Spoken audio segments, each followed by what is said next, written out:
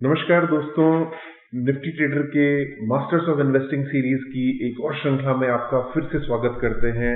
आज हम बात करने जा रहे हैं सदी के सबसे महान इन्वेस्टर वॉरेन बफेट के बारे में। उनकी 5 मिस्टेक्स क्या थी, क्या उन्हें आज भी एक ग्रज रह गया है मन में कि ये 5 मिस्टेक्स अगर वो नहीं करते तो शायद कहीं और होते। उनकी मिस्टेक्स को जज करना हमारी मूर्खता होगी, लेकिन उन्हीं की जुबानी आज हम सुनने जा रहे हैं कि वॉरेन बफे ने क्या वो 5 मिस्टेक्स करी जिनका आज भी उन्हें मलाल है किसी तरह का।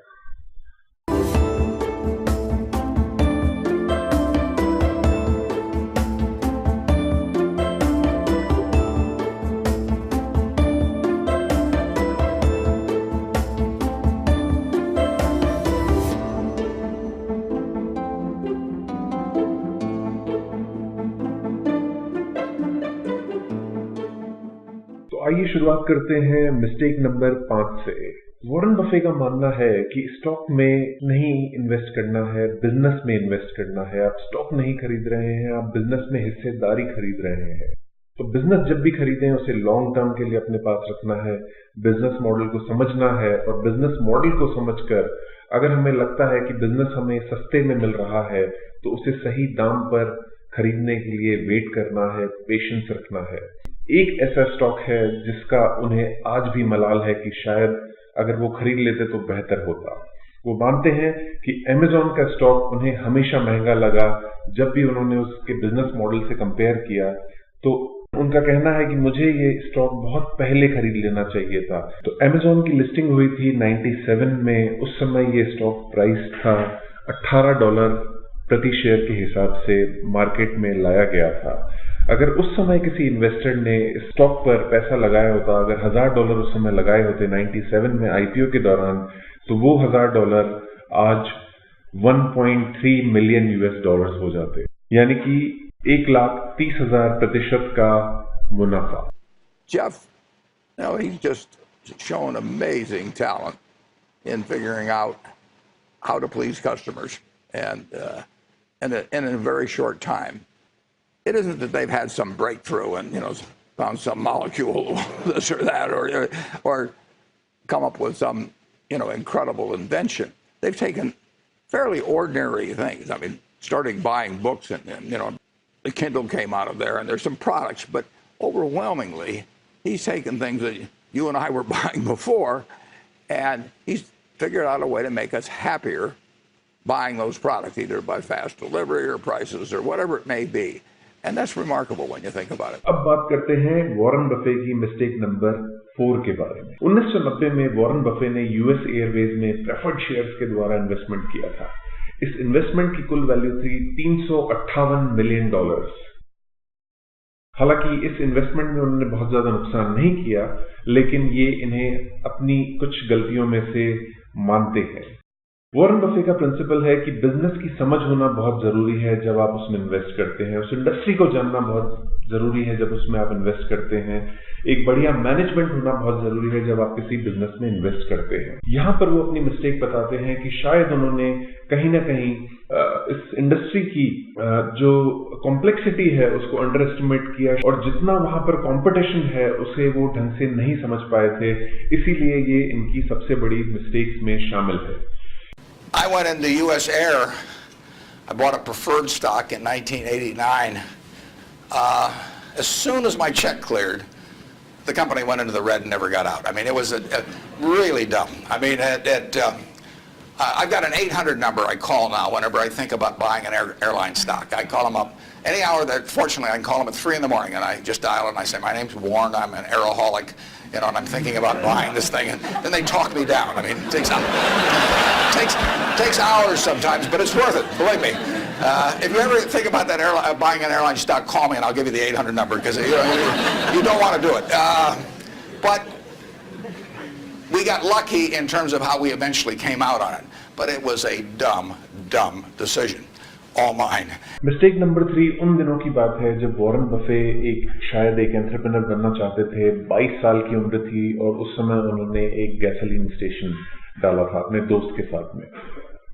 वहां पर उस जगह पर जहां पर ये गैसोलीन स्टेशन डाला गया था, वहां पर एक ऑलरेडी टेक्साको नाम से एक गैसोलीन स्टेशन हुआ करता था, जो बहुत ही वेल एस्टेब्लिश्ड था।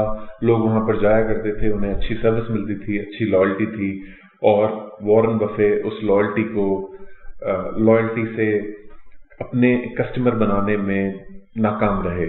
लेकिन एक चीज जो बहुत अच्छी उन्होंने सीखी, वो उन्हें बहुत दूर तक काम आई।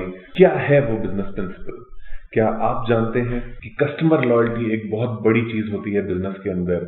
ये कंपनीज जो हैं, जैसे कोका कोला, एप्पल, जहां पर वॉरेन बफे और बर्कशायर हाथवे का बहुत बड़ा स्टेक है, बहुत अच्छा खासा स्टेक है, जिन्होंने वॉरेन बफे और बर्कशायर हाथवे को इतना बड़ा बनाया है, ये कंपनीज चल रही हैं सिर्फ कस्टमर लॉयल्टी के भरोसे। तो वॉरेन बफे ने यहाँ पर 22 साल की उम्र में एक छोटी सी मिस्टेक करी, लेकिन उस मिस्टेक को अपनी स्ट्रेंथ बनाया, और एक बार समझ में आ गया जो प्रिंसिपल, उसको आगे अपनी सारी इन्वेस्टमेंट्स में अप्लाई किया, और आज देखिए बर्कशायर हाथवे इतनी बड़ी बन चुकी है। You need a genuine desire day in, day out to delight the customer.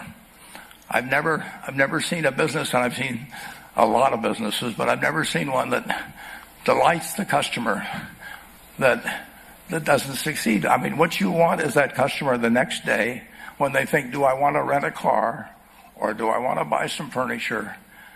What goes through their mind? You know, it's the place where they've had a great experience. I don't know what I paid for this type. Actually, probably if somebody gave it to me, but for the purposes of this speech, I will say I have no idea. But or the shirt I'm wearing, or this, but I do know. I will remember how I was treated when I bought it. I mean, you long forget about the price, but you never forget whether you had a good experience or a poor experience. Mistake number 2, Warren Buffett हमेशा से Benjamin Graham के भक्त रहे हैं, उन्हीं की बातों पर चलते आए हैं, उन्हीं की अप्रोच पर इन्वेस्टिंग करते आए हैं। और बेंजामिन ग्राहम कहते हैं वैल्यू इन्वेस्टिंग के बारे में, वैल्यू इन्वेस्टिंग के बारे में बताते हैं। वॉरेन बफे ने शुरुआत में वैल्यू इन्वेस्टिंग को कुछ इस तरह से समझा था कि ठीक ठाक कंपनियां एक बहुत अच्छे प्राइस में खरीदनी है, यानी कि fair companies at a wonderful price. लेकिन जब वो मुंगर से मिले, चार्ली मुंगर जो उनके आज भी पार्टनर हैं बर्कशायर हाथवे में, उनसे मिलने के बाद में चार्ली मुंगर ने इस फिलॉसफी को थोड़ा और ट्विस्ट दिया और कहा कि हमें ठीक ठाक कंपनीज नहीं खरीदनी है, हमें खरीदनी है बेहतरीन कंपनीज, हमें वंडरफुल कंपनीज खरीदनी है फेयर प्राइस पर। देखिए कहां चेंज हो गया, fair companies at a wonderful price या फिर wonderful companies at a fair price. दोनों ही प्रिंसिपल्स हैं वैल्यू इन्वेस्टिंग के, लेकिन यहां पर थोड़ा सा ट्वीक दे दिया। समझ का फेर है, ये समझ का फेर आते ही उन्हें जो इन्वेस्टमेंट थे वो कोका कोला और एप्पल जैसी कंपनियों में शुरू कर दिए, अमेरिकन एक्सप्रेस जैसी कंपनियों में शुरू कर दिए, और वही कंपनीज आज बर्कशायर हाथवे को इस मुकाम पर लेकर आई है। Warren was at that time dealing with small companies, and his investments often were to buy a company that you could figure was a discarded cigar butt, but it had one more smoke in it. And he wanted to buy at the right time to be able to benefit from the one smoke. He'd made so much money for so long doing what he'd been taught by Ben Graham, which is to buy these very cheap stocks. And if they were cheap enough, he didn't care if it was a lousy company and a lousy management. He knew he was going to make money anyway just because of the cheapness. Charlie Munger has had a big impact on me in moving me toward looking for wonderful companies at fair prices rather than fair companies at wonderful prices. And that was enormously important because it enabled Berkshire to scale up in a way that would have been impossible to do otherwise.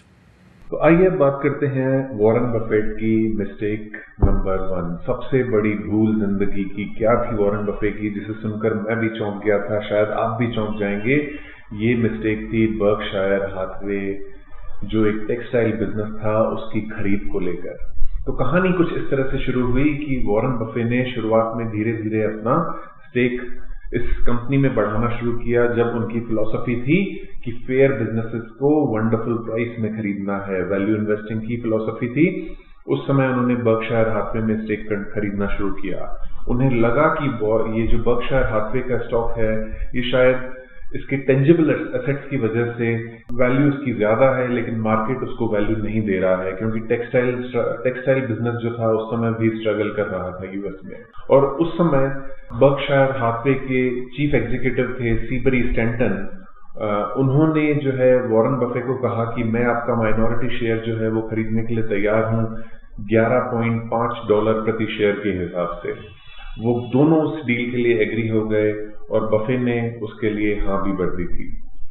बाद में जब उन्हें offer letter मिला, जब Warren Buffett को ये letter मिला कि वो किस प्राइस पर बिकने जा रहा है उनका स्टेक, तो सीबरी स्टैंटन ने उसमें $11.5 की जगह लिख दिया $11.325।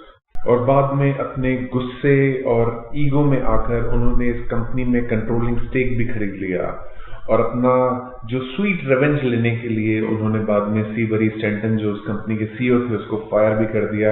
लेकिन इस भूल की कीमत उन्हें एक बहुत बड़ा प्रीमियम देकर चुकानी पड़ी, जो आज उनकी सबसे बड़ी मिस्टेक मानी जाती है, और वो खुद ही अपनी मिस्टेक को मानते हैं। आइए सुनते हैं।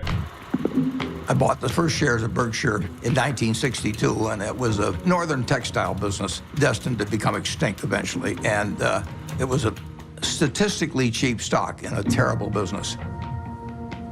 Berkshire Hathaway was closing mills, and as they closed mills, it would free up some capital, and then they would repurchase shares. So I bought some stock with the idea that there would be another tender offer at some point, and we would sell the stock at a modest profit. And at one point, the management asked me at what price we would tender our stock, and I said $11.50. And the tender offer came out a few months later, and it was at $11.375, which is an eighth of a point cheaper. And that made me very mad, so I just started buying more stock. I just felt that I'd been double-crossed by the management, and in May of 1965, I bought enough so we controlled the company, and we changed the management.